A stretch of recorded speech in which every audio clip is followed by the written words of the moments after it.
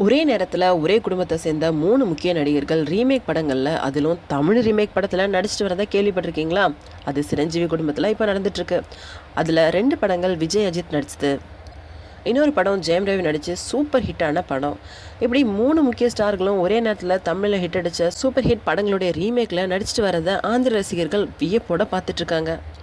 விஜய் நடித்த கத்தி படத்தோடைய ரீமேக்கில் மெகா ஸ்டார் சிரஞ்சீவி நடிச்சிட்டு வராரு. இந்த படம் நீண்ட இடைவெளிக்கு பிறகு சிரஞ்சீவி நடிக்கும் படம்னு சொல்லலாம். அதாவது 150வது படங்க. அவருடைய அரசியல் சரிவுக்கு பின்னாடி நடிக்கும் படம் அப்படின்றதால பல பெருமைகளை உள்ளடக்கி உருவாயிட்டிருக்கு இந்த படம். இந்த படத்தை தமிழை போல் தெலுங்குலும் மிகப்பெரிய ஹிட் ஆகணும் அப்படின்றதுக்காக படக்குழுவினர் எல்லாம் நைட்டு பகல் பார்க்காம படப்பிடிப்பை நடத்திட்டு வராங்களாம். இந்த படத்துக்கு தெலுங்கில் கத்திலண்டோடு அப்படின்னு பேர் வச்சுருக்காங்க. அதே போல் சிரஞ்சீவியோட தம்பி பவன் கல்யாண் இன்னொரு தமிழ் ரீமேக்கில் நடிச்சிட்டு வராரு. அது அஜித் நடித்து சூப்பர் ஹிட்டான என்ன அறிந்தால் திரைப்படம். இந்த படமும் தெலுங்கு ரசிகர்களுக்கு ஏற்ற மாதிரி ஒரு சில மாற்றங்களோட தயாராகிட்டு வருது.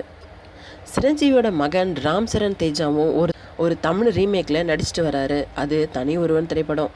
ஜெயம் ரவி நயன்தாரா அரவிந்த் சாமி நடித்து மெகா ஹிட்டான படம் இது. இந்த படம் தான் தெலுங்கில் ராம் சரண் தேஜாவினுடைய நடிப்பில் ரீமேக் ஆகிட்டு வந்துட்டுருக்கு.